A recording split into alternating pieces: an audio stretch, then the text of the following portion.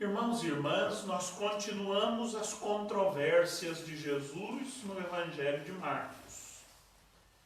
Grupos, representantes de grupos, vêm até Jesus para tentar pô-lo à prova, para tentar pegá-lo em algum erro.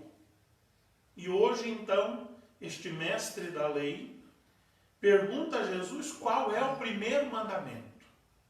O primeiro de todos, o maior. E Jesus responde citando a antiga lei mosaica. O primeiro mandamento é este: amarás o Senhor teu Deus completamente, com todas as tuas potencialidades.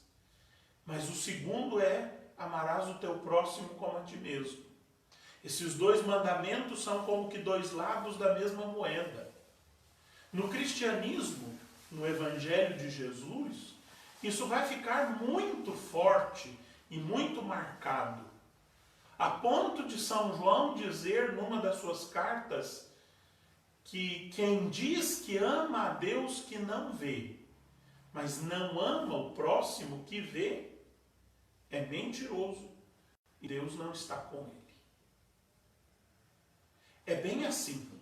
O amor a Deus, ele é o fundamento do amor ao próximo. Mas o amor ao próximo é a prova do amor a Deus. Um não existe sem o outro. São dois lados da mesma moeda. O Papa Bento XVI, na sua encíclica Deus é Amor, diz lá no número 230 que quem não enxerga o irmão que sofre fica cego diante de Deus.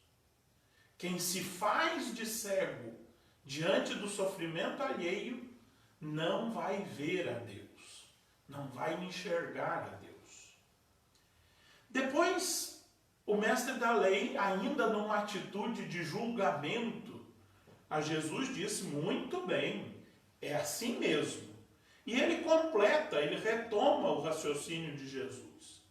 O mestre da lei está se pondo como mestre, está se pondo como avaliador de Jesus. E Jesus retribui a essa atitude negativa de quem está lhe avaliando a doutrina, de quem está vendo se ele está bom, se ele não está bom, de quem está verificando se ele é ortodoxo, se ele é herético. Jesus retribui a esta postura do mestre dizendo: tu não estás longe do reino de Deus. Porque Jesus observou que ele respondeu com inteligência, que ele usa bem a sua razão, que ele é inteligente, ele raciocina bem, ele sabe o que lê e perscruta com inteligência aquilo que lê. Mas no reino de Deus, isso não basta. Isso é um ótimo passo. Aliás, é um passo que nós temos que privilegiar, porque somos muito pouco intelectivos da fé. Nós, às vezes, levamos a fé como uma superstição para não pensar, para não estudar, para não ler, para não refletir sobre ela. Mas Jesus viu que aquele homem era inteligente, e isso é bom. É preciso ler as Escrituras e saber do que elas dizem. É preciso acolher a revelação de Deus com racionalidade, com o intelecto, com a inteligência, porque foi a isto, a esta nossa potência, a esta nossa capacidade, que Deus destinou como uma seta a sua revelação. Deus não se revelou aos nossos afetos, Deus não se revelou às nossas emoções, Deus se revelou à nossa inteligência. E é aí que nós temos que acolher como um radar bem esperto a revelação de Deus. É muito importante que esta porta da inteligência, da razão, esteja aberta à revelação de Deus. Mas isso não basta. Por isso Jesus diz ao mestre da lei: tu não estás longe do reino de Deus. Ou seja, tu estás a caminho, mas ainda não chegaste. Tu não estás ainda no reino de Deus. Por quê? O que é que lhe falta? Se ele compreendeu bem, se ele é inteligente, o que é que falta àquele mestre da lei? Falta praticar.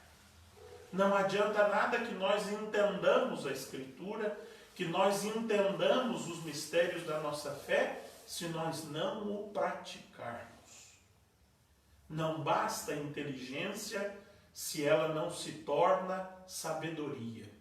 Sabedoria é a inteligência aplicada às realidades cotidianas. Olhemos rapidamente para a primeira leitura. Nós continuamos a leitura que começamos ontem, da segunda carta de São Paulo a Timóteo. São Paulo é muito afetuoso com Timóteo, o que faz com que esta carta seja uma carta muito bonita, muito tocante. São Paulo começa dizendo: lembra-te de Jesus Cristo, descendente de Davi, ressuscitado dentre os mortos, segundo o meu evangelho. São Paulo usa aqui uma expressão curiosa. São Paulo afirma ter um evangelho, o meu evangelho. Não é que São Paulo tenha publicado um livro escrito com o título Evangelho de Jesus Cristo segundo Paulo. Não é isso.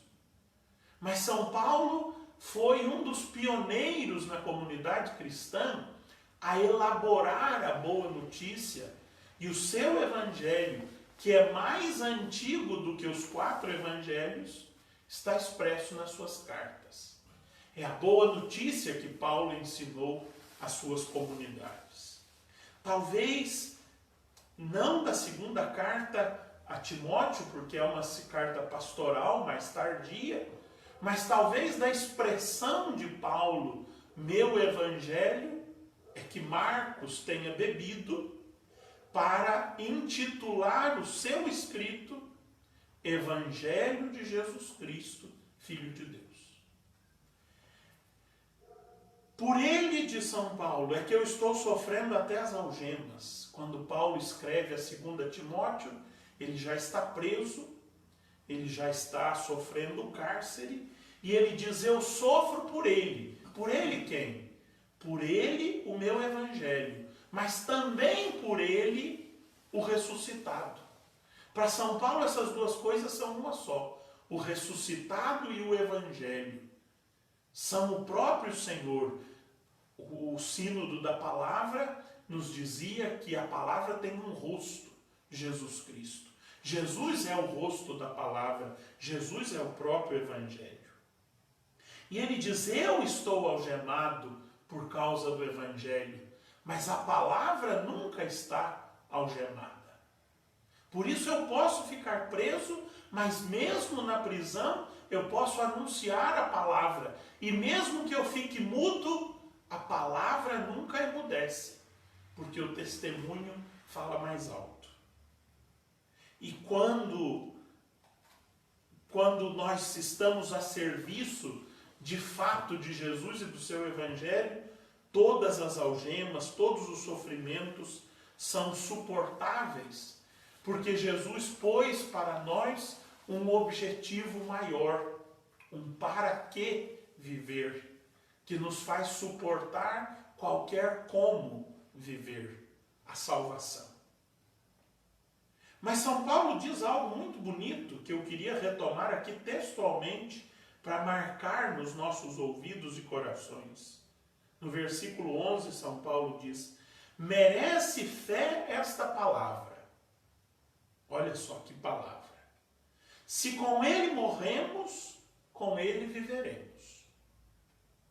Se com ele ficamos firmes, com ele reinaremos. Se nós o negamos, também ele nos negará. Até aqui, olho por olho, dente por dente.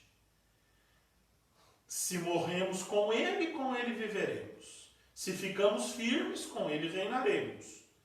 Se lhe negamos, ele também nos negará. Mas aí São Paulo diz: se nós lhe formos infiéis, ele permanece fiel, pois não pode negar-se a si mesmo. Quantas vezes nós negamos a Deus? O pecado, cada um deles, é uma negação de Deus na nossa vida. Mas Deus nunca peca contra nós. Nós pecamos contra Ele e somos infiéis, mas Ele permanece fiel. É um desafio compreender assim a fidelidade. E é esta fidelidade, precisamente, que os casais prometem no dia do matrimônio. Hoje os casais muitas vezes pensam, não, se eu fui traído eu tenho que trair na mesma moeda. Isso não é fidelidade. A fidelidade significa exatamente isso. Se você me for infiel, eu lhe permanecerei fiel.